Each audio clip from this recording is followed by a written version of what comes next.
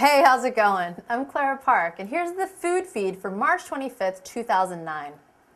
Well-known food lady Alice Waters will finally be getting her way with First Lady Michelle Obama's announcement of a White House kitchen garden. While the organic garden will provide food for the first family's meals and formal dinners, its most important role, Mrs. Obama said, will be to educate children about healthful, locally grown fruit and vegetables at a time when obesity and diabetes have become a national concern. However, of the 55 varieties of vegetables, beets did not make the cut because President Obama is not a fan. Though some sources think that after the flack he's been getting about sticking to campaign promises, he's just trying to avoid associating himself with anything red. In world news, we head to Germany, where a saleswoman found 60 pounds of cocaine worth $1.9 million mixed in with a shipment of bananas. Authorities believe that the boxes were shipped from Colombia and got mixed up at a Belgian port before arriving in Germany.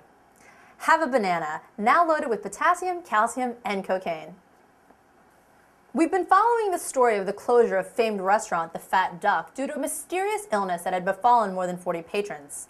After much head-scratching, the only possible explanation has been narrowed down to a norovirus commonly referred to as winter vomiting disease, for which several of the staff and customers tested positive. However, if you're looking to make a reservation there anytime soon, you aren't in the clear yet because it will be winter again by the time you're able to get seated. It's time to load up on truffles, not just because it's truffle season, but because mega-sized membership chain Costco will be offering them for mail order delivery. But unfortunately, the buy in bulk discount doesn't really help most of us who aren't used to buying our truffles by the pallet.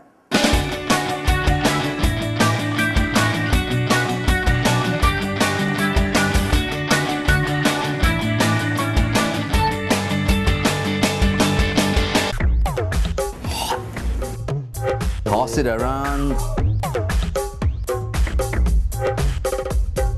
Devour. We're here with Sito, the most famous chef, and he is the Singapore Tourist Bureau in one person. We're in the test kitchens over here of Devour magazine. Sito will run us through some of the famous hawker food of Singapore. What is hawker food? Oh man, What's the tradition? What is hawker food? How many hours do you have? It's not just food served by itinerant little street food vendors on the street. They have been taken off the street some 30, 40 years ago, housed in huge complexes.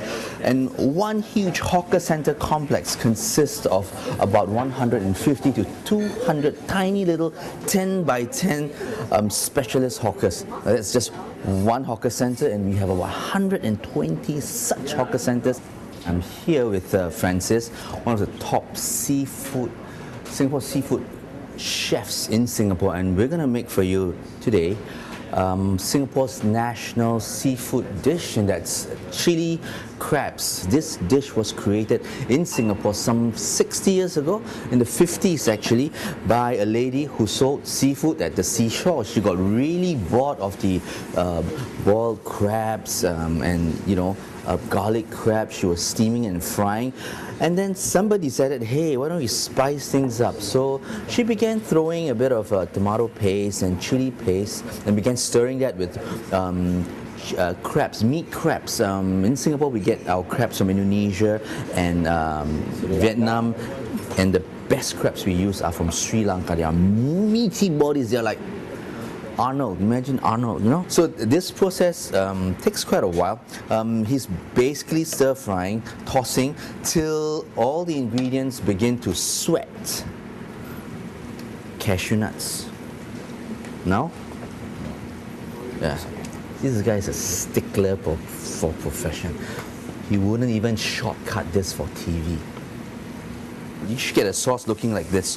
Where all the oils are coming up, they're sweating. And everything that you see in there is actually in there.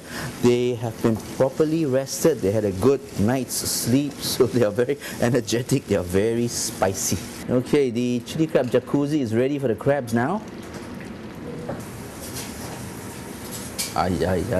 Does each hawker, this started out in it was the tradition to take over old parking lots and... That's right, little back alley lanes. Right, yeah. And Singapore being so sanitary and everything and so health conscious, they brought them indoors. Do each of them have one specialty, or do they make like 6 or 7 different dishes? 6, or sometimes a really good hawker just sell one dish, for example, char kway teow, fried noodle dish, just one wok, one man, because these kind of foods are so iconic. People just go to one hawker to do one type. So if you're say selling a Hokkien, a South China noodle specialist, so you may do 3 or 4 different versions of say fish ball noodles, fish cake noodles, sliced meat noodles. So it is technically one type of street cuisine, but there are 3-4 varieties in there. This is William here, one of our top chefs in Singapore, and we're going to make laksa from scratch. The name laksa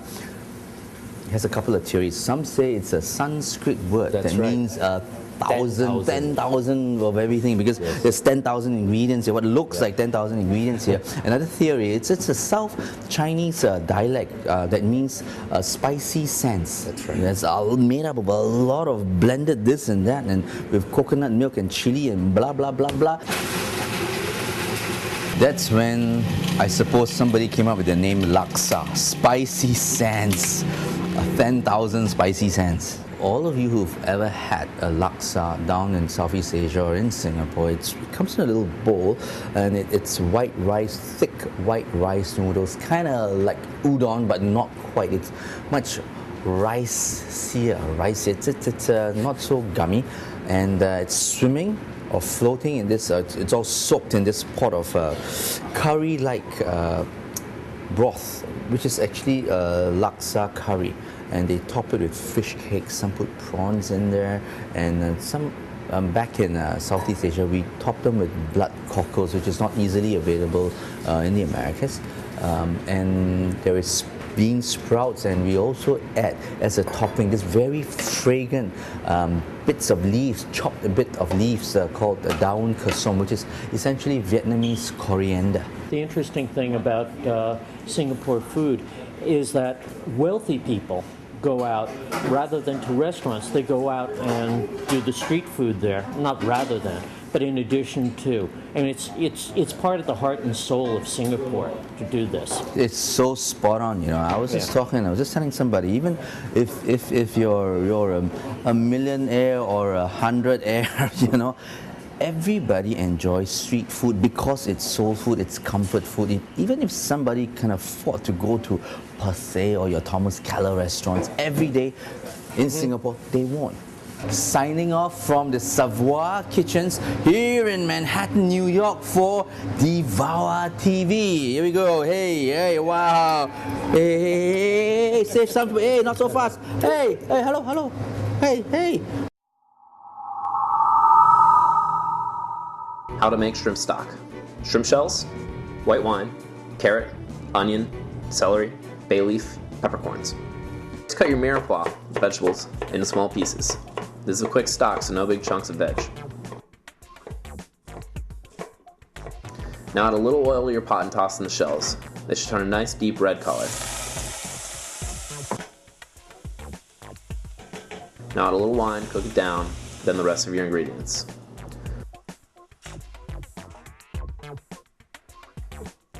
From here, fill the pot with enough water to just cover everything, put it back on the heat for a very slow simmer. After about 45 minutes, strain it into an ice bath and save in the fridge for a few days or the freezer for a few months.